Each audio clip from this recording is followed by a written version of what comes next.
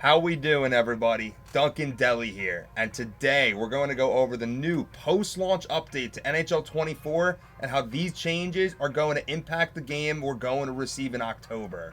If you haven't hit that subscribe button yet, go ahead and do that. And if you guys want to instantly become better at NHL 24, make sure to join my Discord link and learn about Duncan University. And without further ado, let's get into it. First thing I want to go over is the hybrid controls and the goalie controls. So very happy that they brought these back. Originally in the beta and the playtest, they took these controls out of the game and they basically forced players to use the new controls that they put into the game, which is great that they're inducing change. But at the end of the day, people grew up with these controls over the last 10 years. So to just take them away and just be like, all right, well, now you're stuck with this new one, didn't really sit right with everyone. So thankfully, they brought back the original hybrid controls that a lot of people grew up using and the original goalie controls, which I personally like better than the tether system myself. So very happy that they did that. And they also didn't have to take anything away. They just added it onto what was already into the game. Next, we're going to go into the sustained pressure system tuning. So a lot of what the community said about the game was it was way too overpowered and there was really no way to play a successful way of defense. No matter what you try to do on defense, there was really no way to get the puck out of your zone without like taking a penalty. And the way that they changed that was by turning down puck possession by 30%. So if you just possess the puck in the zone, you're just skating around with the puck, you're going to gain that pressure meter a lot slower than you were before. So that's really going to force you to rather take shots or dump and chase the puck in the zone and get big hits to build up that pressure system, which is really how it should be. I don't think personally players should get rewarded for running around with the puck in the zone. You should have to do physical actions to receive those bonuses. And also, very happy about the decay rate of the pressure meter. So now what this is going to do is when the puck leaves the zone, the pressure meter is going to drop down significantly, and it's going to be a lot harder to build it back up when you re-enter the zone. The problem previously is that when the puck would leave the zone, the meter would still fall down pretty slowly. So what would happen is you would have people who bring the puck out of the zone, reset, and bring the puck right back into the offensive zone, and it's still full pressure like as if nothing ever happened. And I don't think that's how it should be. At the end of the day, when the puck leaves the zone, that pressure is now gone. Next, we're going to go into the goalie fatigue system. I love this change. I felt that when I personally played the beta, that way too often my goalie would flop around like a fish, and I think they definitely needed to tune it down a little bit. And the biggest thing about this patch here is where they say the fatigue meter is always going to be visible. I think that is great for every player to be able to recognize that, okay, my goalie is very low on energy. I have to be aware of that, and now I'm more prepared for my goalie to play like that, rather than you don't even know what kind of shot your goalie is going to react to. So now you have a little bit better of defensive awareness of, okay, the goalie's low on energy. I have to be ready for a save that I'm not prepared for.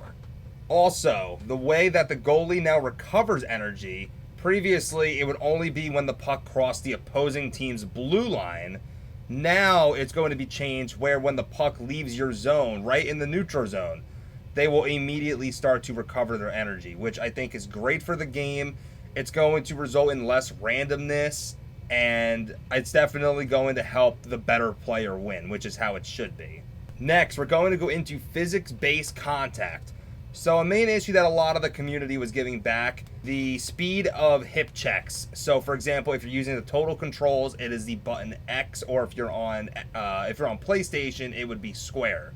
Using that button, you would have massive collisions even though the hit was coming at a very slow speed, and on top of that, the reverse hitting was way too overpowered and completely disregarded the player's size, which is unrealistic.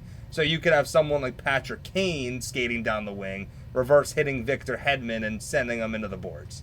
And that's completely unrealistic. Obviously, size plays a huge factor in that in real life, which is how it should be in the game. So luckily, EA fixed that. They made it so player size does carry a much bigger impact on reverse hitting outcomes. And I do believe a lot of people forget about this sometimes, but the X Factor and Superstar ability back at you will also play a big factor on how this control is going to work in game, regardless of size. I think it's very also important to note that big checks are now going to deal slightly more stamina damage. I think this is great for the game. I feel like when you get hit hard, you should lose more stamina and take a bigger stamina penalty. You shouldn't be able to just get right back up and right back into the play. If you take a large hit, you should be down on the ice for a little bit. You should lose a big chunk of stamina and have to get off the ice. Next, we're going to talk about my favorite thing in this whole patch update is X Factor tuning, specifically tuning the close quarters X Factor and Superstar abilities. This is massive. I felt that last year in NHL 23, it was the 100% meta on every single player to have close quarters on your players. And I felt that the problem with it is that it activated too far out for something that should really only be effective right in front of the net. There would be shots that shouldn't really go in the net, but do just because it shoots it right through your goalie's glove or blocker. And it shouldn't be that easy. At the end of the day, if I'm taking a point blank shot and your goalie absolutely robs it, there's no reason it should go in the net regardless, just because of an ability. So they changed it now where they are reducing the distance required to activate the ability from 30 feet to 20 feet. So they're cutting it in 33%. They're reducing the accuracy bonus of close quarters by 50%. And they're reducing the accuracy bonus of close quarters superstar ability by 75%, which I think is fantastic. I definitely feel that this will give the X Factor ability more of a use. I felt that the Superstar ability was so overpowered. At some points, I even felt it was better than the X Factor ability, for considering it was half the cost. And for how effective it was, you could just spam it on all of your forwards, and almost any shot in front of the net was almost guaranteed to go in. And that's not really how it should be.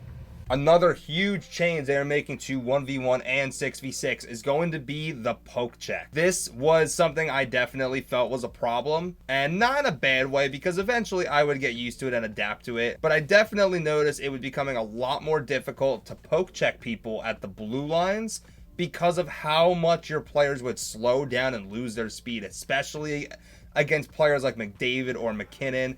I just felt like my poke checks sometimes were almost ineffective because one wrong move and they're getting a breakaway every single time. So they're bringing back the speed of NHL 23 when you would miss a poke check, and not NHL 24's beta speed where you would basically be skating through mud. So now it's at least a little bit reasonable, and you have a little bit more leniency. If you miss a poke check, you at least have a chance of getting back and stopping the play, compared to before, where if you missed a poke check, there was absolutely no chance you could even get back into the play. And last but not least, just a couple general gameplay tuning. They changed the nets being knocked off not as easily, which I think is good. I definitely felt that was an issue I had. I felt like almost every game I was knocking a net off. Even the goalies themselves were knocking the net off just by going from one side of the net to the other. And that's not how it should be. The net should be pretty sturdy, and really it should only come off the net if someone completely rocks the net. And they also tuned down glass breaking as well, so the glass doesn't break as easily, which I think is also good. I felt that happened way too often as well, so they just tuned that down a little bit as well. And that is going to do it for this one. If you guys enjoyed the video, don't forget to subscribe and hit that like button, and I will see you guys in the next one.